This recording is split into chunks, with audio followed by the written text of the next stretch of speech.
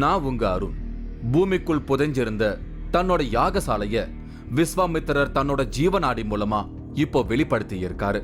மண்ணுக்குள் புதைந்து கிடந்த அந்த யாகசாலைய தோண்டி எடுத்து இன்னைக்கு ஒரு கோயிலா வழிபட்டுக்கிட்டு இருக்காங்க. இமயமலை சாதுக்கள் கிட்ட இருந்த விஸ்வாமித்திரரோட ஜீவநாடி ஓலைச்சுவடிய இப்போ ஒருத்தரோட வீட்டுல வச்சு வழிபாடுகள் நடந்து வருது. விஸ்வாமித்திரரோட அந்த ஜீவநாடி ரீடிங்ல வரக்கூடிய ரிசல்ட் எல்லாம் துல்லியமான கணிப்புகளா இருக்கு. மறைப்பொருளாய் இருக்கக்கூடிய பவர்ஃபுல்லான இந்த விஷயங்கள் எல்லாம் இந்த எபிசோட்ல வெளியாக இருக்கு.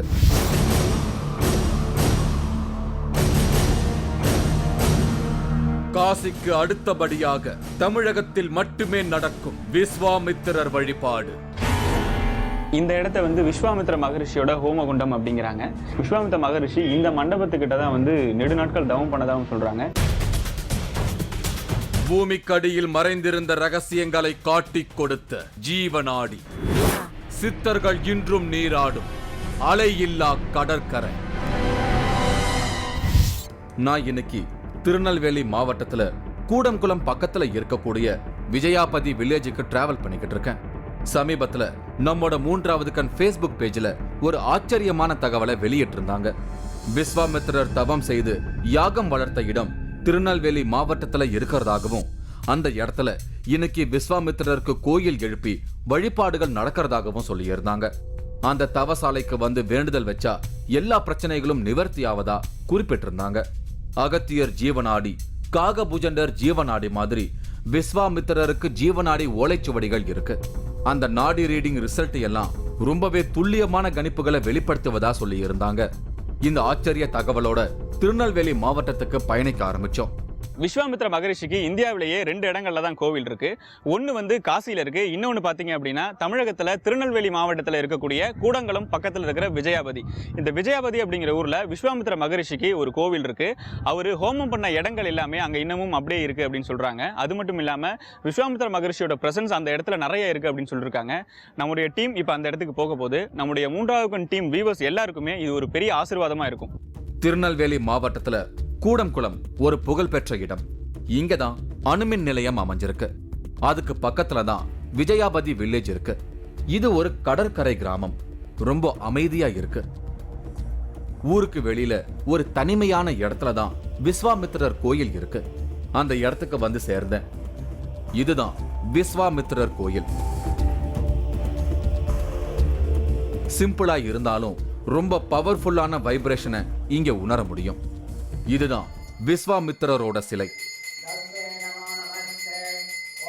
இந்த பிரம்ம ரிஷியை வேண்டிக்கிட்டேன். பூஜை வேலைகளை ஆரம்பிச்சிருந்தாங்க. ஒவ்வொரு அபிஷேக பொருட்களாலும் சிறப்பான அபிஷேகம் நடந்தது.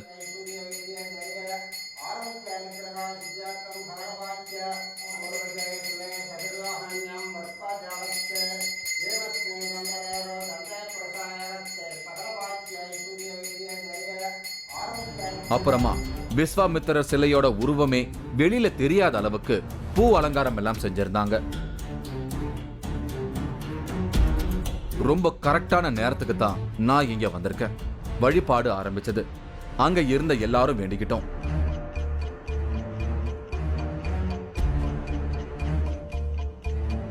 சரியான இடத்துக்கு வந்தாச்சு. அடுத்து அசைன்மெண்ட் வேலைகளை ஸ்டார்ட் பண்ண வேண்டியதுதான். இந்த இடம் விஸ்வாமித்திரரோட தவசாலை. இங்க யாகம் வளர்த்து வழிபாடு செய்து தன்னுடைய தவ வலிமையை உயர்த்தி இருக்காரு. அவருடைய பிரசன்ஸ இங்க வரவங்க உணரலாம்னு ஒரு நம்பிக்கை இருக்கு. இவரு மாரிமுத்து. இவரோட வீட்டுல தான் விஸ்வாமித்திரருடைய ஜீவநாடி ஓலைச்சுவடிகள் இருக்கு. விஸ்வாமித்திரர் பிரசன்ஸ் உணரப்படுற இந்த கோயிலை பத்தி முதல்ல தெரிஞ்சுக்கிட்ட பிறகு அந்த ஓலைச்சுவடிகளை எனக்கு காமிக்கிறதா சொல்லி இருந்தாங்க. சோ இந்த இடத்த பத்தி முதல்ல தெரிஞ்சுக்கலாம். விஸ்வாமித்திரர் செய்த தவத்தோட எனர்ஜியால இந்த இடம் ஒரு பவர்ஃபுல்லான இடமா மாறி இருக்கிறதா மாரிமுத்து சொல்ற தகவல்கள் எல்லாம் எனக்கு பிரமிப்பா இருக்கு. விஜயாவதிங்கிற இடத்துல விஸ்வாமித்திரருடைய ஆலயம் இருக்குது. அது இந்தியாவிலே 2 இடம். ஒன்று காசி, அடுத்தாப்புல விஜயாபதி தான். அந்த இடத்துல எத்தனை ஆயிரம் வருஷங்கள் தவம் பண்ணாருங்கிறதே நமக்கு தெரியும். அதை கணிக்கவே இயலாது. அவர் தவம் பண்ண இடம் அந்த ஆக்ரஷ்ணம் பட்டு தானே அது இருக்கும். அது ரொம்ப பவரான இது இல்லையா? அவங்க அங்கே தானே வாழ்ந்துக்கிட்டு இருந்தாங்க, இப்பவும் வாழ்ந்துக்கிட்டு இருக்காங்க. இன்னமும் அந்த இடத்துல இருக்காங்க. நீங்க அதை நீங்க போகும்போது உங்களுடைய பக்திக்கு தகுந்தாற் போல அவரே உணர்த்திடுவாரு. அதை நீங்கள் அங்கே உணர்ந்துக்கலாம். விஸ்வாமித்திரருக்கு இப்படி தனிப்பட்ட கோயில் இருக்கிறதே எனக்கு இந்த அசைன்மெண்ட் மூலமா தான் தெரிய வந்திருக்கு. ஆனாலும் சித்தர் வழிபாட்டுல இருக்கிறவங்க இங்க வந்து எனர்ஜி லெவலை அதிகப்படுத்திக்கிறதுக்காக வழிபாடு பண்றாங்கன்னு அதை ஒரு மறைப்பொருளா வச்சிருக்காங்கன்னு இங்க ஒரு தகவல் பேசப்படுது. விஸ்வாமித்திரர் இந்த இடத்த தன்னோட தனிப்பட்ட தவசாலையா எதுக்காக தேர்ந்தெடுக்கணும் அப்படிங்கிற கேள்வி எனக்குள்ள வந்தது. அப்பதான் பல பிரமிக்கத்தக்க தகவல்கள் எனக்கு கிடைச்சது. சில வருடங்களுக்கு முன்னாடி வந்த சுனாமி எனும் ஆழி பேரலை உலகத்துல பல நாடுகளை தாக்கியதை யாரும் மறந்திருக்க முடியாது. இந்தியாவோட கிழக்கு கடற்கரை எல்லாம் ரொம்ப பாதிக்கப்பட்டு பல உயிர்களை இழந்த சோகத்தை எல்லாம் இப்ப நினைச்சாலும் பகீர்னு இருக்கும். அந்த அளவுக்கு உயிர் பலிகள் கடலோர கிராமங்கள்ல நடந்தது. மீன் பிடிக்க போனவங்க, கடற்கரையில காத்து வாங்கிக்கிட்டு இருந்தவங்க, குடிசை கட்டி சந்தோஷமா வாழ்ந்துகிட்டு இருந்தவங்கன்னு பலதரப்பட்டவங்களையும் காவு வாங்கியது சுனாமி. கிட்டத்தட்ட ஒரு பனைமரம் அளவு உயரத்திற்கு வந்த சுனாமி அலையோட வீச்சு பயங்கரமானதா இருந்தது. அப்படிப்பட்ட அதிபயங்கர சுனாமி அலைகள் எல்லாம் இங்க விஜயாபதி கிராமத்துக்குள்ள மட்டும் பவர் இழந்து வந்ததா ஒரு ஆச்சரிய தகவல் பேசப்படுது. இவரு சரவணன், விஜயாபதி கிராமத்தை சேர்ந்தவர். மாஸ்டர் டிகிரி முடிச்சிருக்காரு. இந்த இடமே விஸ்வாமித்திரர் பூமி. இங்க எந்த இயற்கை பாதிப்பும் வராது அப்படிங்கிற நம்பிக்கை இந்த ஊர் மக்களுக்கு இருக்கு. அதை ஊர்ஜிதப்படுத்தும் விதமா சுனாமி வந்த சமயத்துல இந்த இடத்துக்குள்ள அது தன்னோட சக்தியை இழந்து வந்ததாகவும் அதை நேர்ல பார்த்ததாகவும் ஒரு ஆச்சரியத்தை குறிப்பிடுறாரு சரவணன். சுனாமி வந்தப்போ இந்த இடம் பாதிக்கப்படல அப்படின்னு. சுனாமி வந்து நம்ம டிவியில பார்த்துருப்போம். டிவியில பார்த்த உடனே சுனாமி நம்ம கடற்கரையும் வரலாம் அப்படின்னு நாங்கள் விஜயாபதி நோக்கி போனோம். கொஞ்சம் நம்ம குடும்பங்கள் மக்கள் எல்லாம் போயிருந்தோம். கடற்கரையில் தான் நிற்கிறோம். கடற்கரையில் தான் நிற்கிறோம். அந்த சுனாமி வருது எங்களுக்கு தெரியுது. முதல்ல வந்து தண்ணியே இல்லாமல் கொஞ்சம் தூரம் வர போயிட்டு இந்த மட்ட லெவலில் தான் வந்திருக்கும். தண்ணி வந்து கொஞ்சம் கொஞ்சமாக பெருகி பெருகி கடற்கரை பொங்குது. அப்படியே நிற்குது, கட்டுப்பட்டது மாதிரி அப்படியே நிற்குது.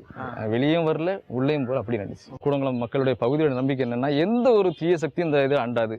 ஏன்னால் இது விஸ்வாமித்திர பூமி. இந்த வாயில வரக்கூடிய வார்த்தையே இது விஸ்வாமித்திர பூமி, நம்மளுக்கு எந்த வகையிலும் பிரச்சனை வராது என்பது. இயற்கையா இருந்தாலும் செயற்கையா இருந்தாலும் எந்த வகையிலும் வராது. எனக்கு இந்த தகவல்கள் எல்லாமே வியப்பா இருந்தது. இப்படியெல்லாம் ரொம்பவே நம்பிக்கையோட இருக்கிற இந்த ஊர் மக்கள் வழிபடும் இந்த கோயில் ரொம்ப சிம்பிளா இருப்பது கூட விஸ்வாமித்திரரோட சூட்சம உத்தரவுன்னு சொல்றாங்க.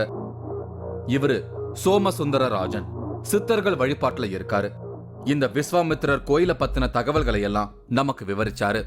இந்த ஆலயம் இதை மிகப்பெரிய ஆலயமாக நாமெல்லாம் எண்ணி பார்க்க முடியாத அளவுக்கு விரிவுபடுத்தி மக்களெல்லாம் சிறப்புற எடுத்து கட்டி அதை சிறப்புப்படுத்தியிருப்பாங்க. ஆனால் ஐயா அவர்கள் எளிமையான நிலையிலேயே இருக்க வேண்டும் என்ற விருப்பத்தோடு இதை விரிவுபடுத்த கட்டவோ உயர்த்தவோ உத்தரவு சொல்லாமல் இருப்பதனாலே நான் அந்த நிலை ஆரம்ப காலத்திலிருந்து இதே நிலையில் இருக்கிறது. இப்போ கோயில் இருக்கிற இந்த இடம் ஒரு காலத்துல அடர்ந்த காடா இருந்திருக்கு. தில்லைவனம் அப்படின்னு பெயரிட்டு அழைக்கப்பட்ட இந்த காட்டை தில்லை மாகாளி தன்னோட கட்டுப்பாட்டுல வச்சிருந்திருக்காங்க. அந்த இடத்தோட சூட்சமத்தை உணர்ந்த விஸ்வாமித்திரர் அந்த தில்லை மாகாளிய இங்க பிரதிஷ்டை பண்ணி வழிபட்டிருக்காரு. இன்னைக்கும் அந்த தில்லை மாகாளி இங்க வழிபாட்டுல இருக்கு. சரவணன் அதை பத்தி விவரிச்சாரு. தில்லை மகளிர் வந்து அங்க அந்த இடத்துக்கு உரிமையை பெற்றவள் அப்படிம்பாங்கல்ல. அந்த இது வந்து வனம், தில்லை வனங்கிறது அந்த இடம் இன்னொரு பேர் பக்கத்துல இருக்கு. இந்த இடத்து தில்லை வனங்கிறதுனால அந்த காட்டுக்கு காவல் தான் காத்துக்கிட்டு இருந்தாங்க. அப்போ விஸ்வாமித்திரர் வந்து அவங்க கிட்ட அதை அனுமதி பெற்று தான் இங்க வந்து யாகம் செய்யறதுக்கு முதல்ல ஏற்பாடு பண்ணிட்டு இருந்தாங்க. விஸ்வாமித்திரர் தவம் செய்த தவசாலை இன்னும் பாதுகாப்பா இந்த கோயிலோட ஒரு பகுதியில தான் இருக்கு. அந்த இடத்துக்கு என்ன அழைச்சிட்டு போனாரு சோமசுந்தர ராஜன். எனக்கு பிரமிப்பா இருந்தது. இந்த இடத்த வந்து விஸ்வாமித்திர மகரிஷியோட ஹோமகுண்டம் அப்படிங்கிறாங்க. இந்த இடம் பார்த்தீங்க அப்படின்னா ராமர் காலத்தையே சேர்ந்தது அப்படிங்கிறாங்க. ஏன்னா ராமருக்காக தான் இந்த இடத்துல ஹோமம் வளர்த்தாங்க அப்படின்னு சொல்றாங்க.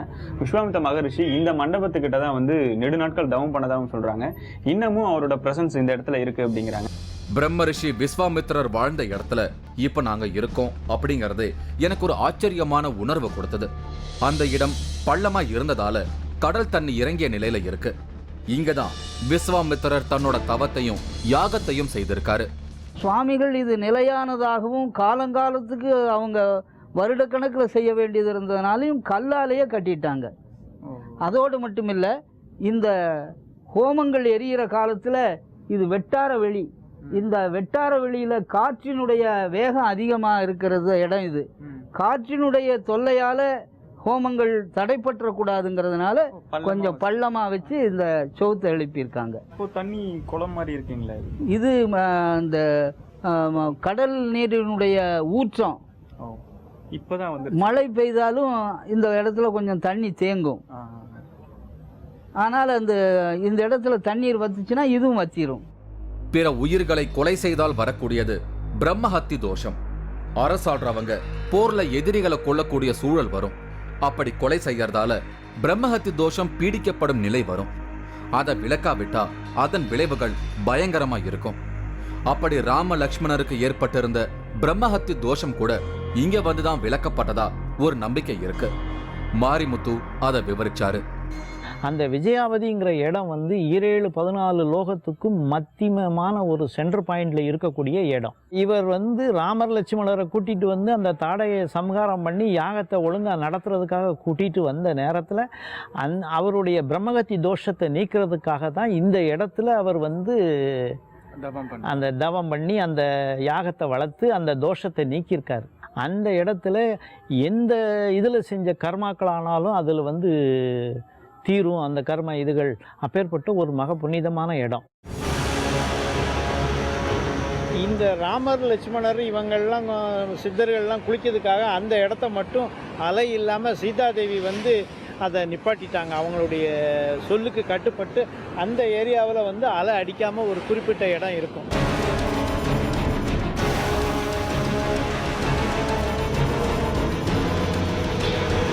மூன்றாவது கண் இடைவேளைக்கு பின் தொடரும்.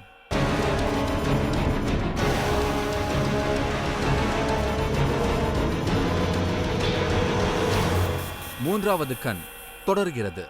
நான் இன்னைக்கு திருநெல்வேலி மாவட்டம் கூடங்குளம் பக்கத்துல இருக்கிற விஜயாபதி கிராமத்துக்கு வந்திருக்கேன். இங்க பூமிக்குள்ள மறைஞ்சிருந்த விஸ்வாமித்திரர் தவம் இருந்த இடம் அவரோட ஜீவநாடி மூலமாகவே வெளியே தெரிய ஆரம்பிச்சிருக்கு. காசிக்கு அடுத்தபடியா இப்ப தமிழ்நாட்டிலையும் விஸ்வாமித்திரர் தவம் இருந்த அந்த இடத்துல கோயில் உருவாகி வழிபாடுகள் தொடங்கி இருக்கு. அது மட்டும் இல்லாம இமயமலை சாதுக்கள் கிட்ட இருந்த விஸ்வாமித்திரரோட ஜீவநாடி இன்னைக்கு திருநெல்வேலியில ஒரு குடும்பத்துக்கு கிடைச்சிருக்கு. அதன் மூலமா துல்லியமான கணிப்புகள் வெளியாகி பரபரப்பை ஏற்படுத்திக்கிட்டு இருக்கு. அதையெல்லாம் பார்க்கத்தான் நான் இங்க வந்திருக்கேன். இந்த கோயிலை பத்தி எந்த விவரமும் தெரியாதவங்க ரொம்ப சிம்பிளான ஒரு கோயிலா இருக்குன்னு சொல்லிட்டு கடந்து போயிருவாங்க. ஆனா நம்மோட நிகழ்ச்சிக்காக நான் சந்திக்கும் போதுதான் இப்படிப்பட்ட ஆச்சரியங்கள் எல்லாம் வெளிவருது. இப்படியெல்லாம் அதிசய தகவல்கள் இங்க பேசப்படுவதற்கான சில ஆதாரங்களையும் முன்வைக்கிறாங்க. இந்த யாகசாலையில கிடைச்ச பொருட்களை எல்லாம் ரிசர்ச் பண்ணி பார்த்ததுல இது விஸ்வாமித்திரர் காலத்திற்கான இடம் அப்படிங்கறதுக்கான ஆதாரம் கிடைச்சிருக்கிறதா சொல்றாங்க. இவரு பாலகணேஷ். இந்த ஊரை சேர்ந்தவர். கம்ப்யூட்டர் சென்டர் வச்சிருக்காரு. யாகசாலையில கிடைச்ச சாம்பலை ஆராய்ச்சி பண்ணி இது விஸ்வாமித்திரர் காலத்திற்கான யாகசாலைன்னு ஊர்ஜிதப்படுத்தி இருக்கிறதா பாலகணேஷ் விவரிக்கிறாரு. விஸ்வாமித்திரர் சாமினாகி எங்களுக்கு தெரிஞ்ச வகையில் விஸ்வாமித்திரர் வந்து பிரம்ம ரிஷியாட்டு ஆகிறதுக்காக பல்வேறு யாகங்கள் நடத்திக்கிட்டு இருந்தார். அது வந்து இது ரொம்ப சக்தி வாய்ந்த இடங்கிறதுனால இந்த இடத்துல யாகம் பண்ணாக்கி அவருக்கு பலன் கிடைக்குங்கிறதுனால இந்த இடத்துக்கு வந்தார். ஆர்ச்சியாலஜிஸ்ட்டு வந்து செக் பண்ணியிருக்காங்க. அது அந்த சாம்பிள் வந்து பல ஆயிரம் அது ஆண்டு பழமையானதுன்ட்டும் அது கிட்டத்தட்ட ராமர் வாழ்ந்த காலத்தில் உள்ளதுங்கிறது ஒத்துப்போகுதுங்கிறது வந்து அவங்க சொல்லியிருக்காங்க ஆராய்ச்சி. ஆமாம் ஆமாம் ஆமாம். இந்த பகுதியில் இருக்கிற கடற்கரைக்கு என்ன அழைச்சிட்டு போனாங்க. விஜயாபதி ஒரு சித்தர்கள் பூமி. இன்னைக்கும் சித்தர்கள் சூட்சமமா உலா வரதா இங்க ஒரு நம்பிக்கை இருக்கு. இங்க சித்தர்கள் கடல்ல ஒரு குறிப்பிட்ட பகுதியில நீராடுறாங்க. அந்த இடம் மட்டும் கடல் அலைகள் இல்லாமலும் ரொம்ப கடற்கொந்தளிப்பு இல்லாமலும் இருக்கிறதா சொல்லப்படுது. இந்த இடத்துல வந்து எப்படின்னு கேட்டிங்கன்னா 4 அடி 5 அடி வரை அலை வந்து ரொம்ப உயரமாக வரும். நம்ம இங்கே அடிச்சுக்கிட்டே தான் இப்போ என்ன அடிச்சுக்கிட்டு இருக்குல்ல. இந்த ராமர் லட்சுமணர் இவங்கள்லாம் சித்தர்கள்லாம் குளிக்கிறதுக்காக அந்த இடத்த மட்டும் அலை இல்லாமல் சீதாதேவி வந்து அதை நிப்பாட்டிட்டாங்க. அவங்களுடைய சொல்லுக்கு கட்டுப்பட்டு அந்த ஏரியாவில் வந்து அலை அடிக்காமல் ஒரு குறிப்பிட்ட இடம் இருக்கும். மற்ற இடங்கள்லாம் அலை இருக்கும். நீங்களே அதை இப்போ பார்க்கலாமே. நானும் அந்த கடற்கரை பகுதியை பார்த்தேன். கடல் அலைகள் திரும்ப திரும்ப எழும்பி மோதாமல் அந்த கடற்பகுதி இருந்தது ஆச்சரியமா இருக்கு. அந்த கடல் பகுதியை ரொம்ப பிரமிப்போட பார்த்தேன்.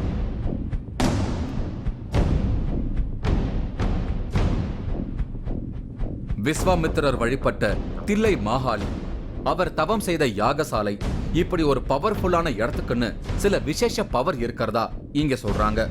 புத்தி சுவாதீனம் இல்லாதவங்க இங்க வந்தா அது சரியாகும்னு ஒரு நம்பிக்கை இங்க இருக்கு. அத பத்தி மாரிமுத்து எனக்கு விவரிச்சாரு. இப்போ எப்பயுமே ஒரு மகரிஷிகள் சித்தர்கள் அந்த இடத்துல இருக்காங்கனாலே கண்டிப்பாக ஏதாவது ஒரு என்ன சொல்கிறது, நம்ம அதை வந்து அதிசயம் அப்படின்னு சொல்ல முடியாது. அங்கே வந்து நிறைய சூட்சம விஷயங்கள் நடக்கும் கண்டிப்பாக. அப்படி அங்கே நீங்கள் உணர்ந்த சூட்சம விஷயங்கள் எதா இருக்கா நீங்கள் அங்கே போனப்போ? சூட்சம இதுகள் எப்படின்னு பார்த்தீங்கன்னா, அங்கே வந்து புத்தி சுவாதீனம் இல்லாதவங்க இவங்கள்லாம் வந்து அதை சுற்றி கும்பிட்டாங்கன்னா படிப்படியாக அப்படியே குணமாயிருங்கய்யா, வைத்தியமே பார்க்கவே வேண்டியதில்லை. அந்த மாதிரி இடங்கள் அசரீதியான வார்த்தைகளை சிலருக்கு செய்ய வேண்டிய ஒரு இதுகளெல்லாம் விஸ்வாமித்திரன் செஞ்சுருக்காங்க. இந்த விஸ்வாமித்திரர் கோயில் இப்ப எல்லாரும் வழிபடும் ஸ்தலமா இருந்தாலும் குறிப்பிட்ட காலத்திற்கு முன்னாடி கடல் மண்ணுக்குள்ள புதைஞ்சிருந்திருக்கு. அப்படி மண்ணுக்குள்ள புதை கொண்டு இருந்ததுக்கும் விஸ்வாமித்திரரோட ஒரு குறிப்பிட்ட சூட்சம காரணம் இருந்திருக்கும். யாருக்குமே தெரியாம ரகசியமா இருந்த அந்த இடம் விஸ்வாமித்திரரால திரும்பவும் வெளிப்பட்டிருக்கு. இமயமலை சாதுக்கள் வச்சிருந்த விஸ்வாமித்திரர் ஜீவநாடி ரீடிங்ல தன்னோட கோயில் இருக்கும் இந்த விஜயாபதி பத்தி சூட்சமமா உணர்த்தி இருக்காரு. இப்போ இங்க இந்த இடம் ஃபுல்லா மணல் மூடி இருந்துச்சு அப்படிங்களே, அப்ப இந்த இது இருந்துச்சு எல்லாமே இந்த பகுதியே கடல் கொந்தளிப்பால் மணல் மூடி எல்லா ஆலயங்களும் மணல் மூடப்பட்டு இருந்தது. திரும்ப ஐயாவினுடைய ஓலைச்சுவடியிலே இருந்து அன்பர்களுக்கு எடுத்து சொல்லி காலத்தே அதை ஐயா சொன்ன அறிகுறியான இடங்களிலே கையால் எல்லாம் இருக்கிற மணலை எல்லாம் அப்புறப்படுத்தி இந்த ஆலயங்களை கண்டுபிடித்து அதற்கப்புறம் இதற்கு கும்பாபிஷேகம் திருப்பணி செய்து கும்பாபிஷேகம் பண்ணி இப்போ வழிபாட்டில் இருந்து கொண்டிருக்கிறது.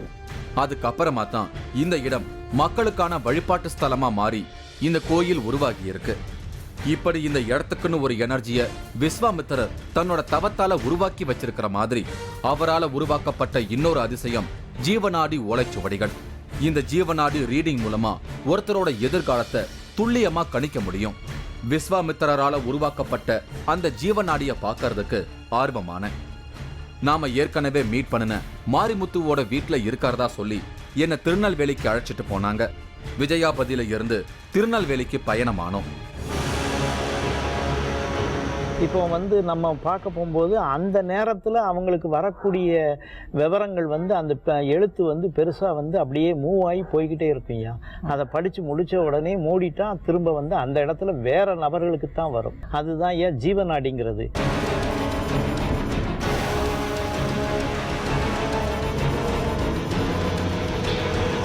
மூன்றாவது கண் இடைவேளைக்கு பின் தொடரும்.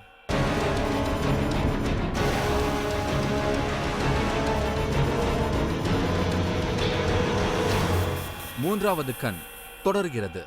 இன்னைக்கு நான் திருநெல்வேலி மாவட்டம் கூடங்குளம் பக்கத்துல இருக்கிற விஜயாபதி கிராமத்துக்கு வந்திருக்கேன். காசிக்கு அடுத்தபடியா தமிழ்நாட்டிலையும் விஸ்வாமித்திரருக்கு கோயில் எழுப்பி வழிபாடுகள் நடக்க ஆரம்பிச்சிருக்கு. பூமிக்கடியில மறைஞ்சிருந்த விஸ்வாமித்திரர் தவம் இருந்த இடத்த பத்தின தகவல்கள் அவரோட ஜீவநாடி மூலமா வெளி உலகத்துக்கு தெரிய வந்திருக்கு. இமயமலை சாதுக்கள் கிட்ட இருந்த விஸ்வாமித்திரரோட ஜீவநாடி இப்ப திருநெல்வேலியில இருக்கிற ஒரு குடும்பத்தாருக்கு கிடைச்சிருக்கு. அதன் மூலமா துல்லியமான கணிப்புகள் வெளியாகி பரபரப்பை ஏற்படுத்திக்கிட்டு இருக்கு. அதையெல்லாம் பார்க்கத்தான் நான் இங்க வந்திருக்கேன். மாரிமுத்துவோட வீட்டுக்கு வந்தேன். பூஜை அறைக்கு வந்தேன். நிறைய சாமி படங்கள் இருந்தது. இதுதான் விஸ்வாமித்திரர் ஜீவநாடி ஓலைச்சுவடி. அந்த சுவடிகளை எனக்கு காமிச்சாரு. இந்த சுவடியில் இதுக்கு பிராப்தக்கூறு உள்ளவங்க யார் வந்தாலுமே அவங்களுக்கு எல்லா விளக்கங்களும் இந்த சுவடியில் தெரியும். 17 லட்சம் வருஷத்துக்கு முன்னாடி அவர் வந்து பிரம்மரிஷியாக இருந்தவர். ராமாயண காலம் வந்து 17 லட்சம். அதுக்கு முன்னாலேயே அவர் எத்தனை ஆயிரம் வருஷங்கள் தவம் பண்ணி இருப்பாரு. அந்த நிலையில் அவரால் இது பண்ணப்பட்டது. பழங்காலத்து தமிழ் மொழி நடையில தான் அந்த ஓலைச்சுவடி எழுத்துக்கள் இருந்தது. இத படிச்சு புரிஞ்சுக்கிறதுக்கு சில பயிற்சிகள் இருக்கு. மொழி சார்ந்த பயிற்சி மட்டும் இல்லாது சில மந்திர உச்சாரணங்களையும் தொடர்ந்து நாம செய்ய வேண்டியிருக்கு. அதுக்கான மந்திர உபதேசங்களையும் இந்த ஜீவநாடி சுவடி மூலமாகவே வெளிப்படுத்தி இருக்காரு விஸ்வாமித்திரர். வாளை வராகி அம்மனை வழிபட்டு பல லட்சம் தடவை குறிப்பிட்ட மந்திரங்களை தொடர்ந்து உச்சாரணம் செய்யணுங்கிறது தான் விஸ்வாமித்திரர் சூட்சமமா உணர்த்திய உத்தரவு. இதை இப்போ மாரிமுத்து தொடர்ந்து செய்துகிட்டு இருக்காரு. வாலை வராகியினுடைய ஜெபத்தை பண்ணி அந்த இதை நம்ம 3,26,000 தரம் ஜெபம் பண்ணுனா அந்த சுவடியை படிக்கும் தன்மையை அந்த அம்பிகையே நேரில் இறங்கி நம்முள் இருந்து மக்களுக்கு வந்து பலன் சொல்லுவா அப்படின்னு வந்ததுனால அந்த ஜெபத்தை நான் இப்போ பண்ணிக்கிட்டு இருக்கேன். இந்த ஜீவநாடி சுவடிக்குன்னு ஒரு தனித்துவம் இருக்கு.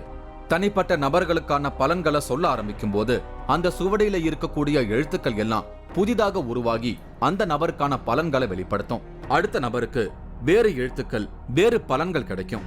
இந்த சூட்சும எழுத்துக்களை நாடி ரீடிங் செய்யறவர் மட்டுமே உணர முடியும். அப்படி ஒரு பவர் இந்த ஜீவநாடி சுவடிக்கு இருக்கு.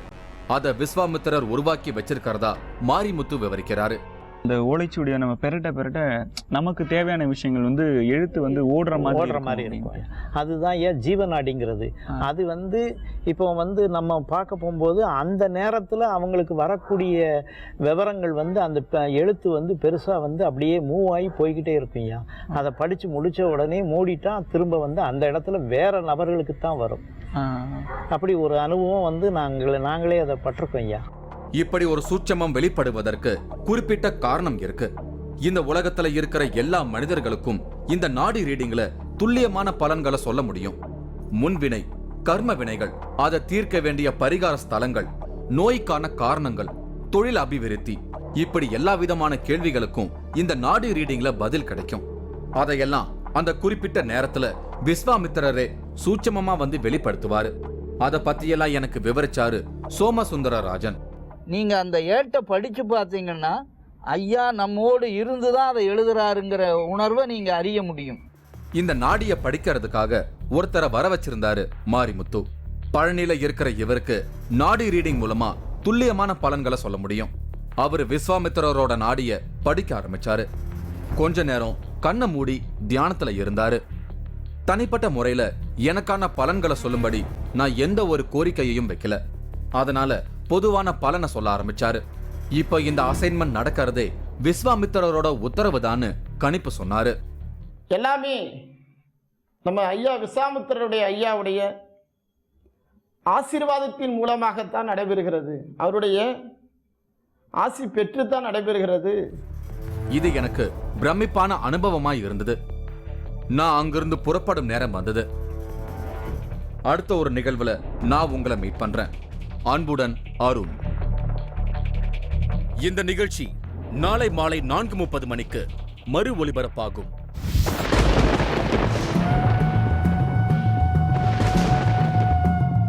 முற்பிறவி நினைவுகளை மீட்டெடுத்து பிரச்சனைகளுக்கு தீர்வு காணும் ராமச்சந்திர குருஜி.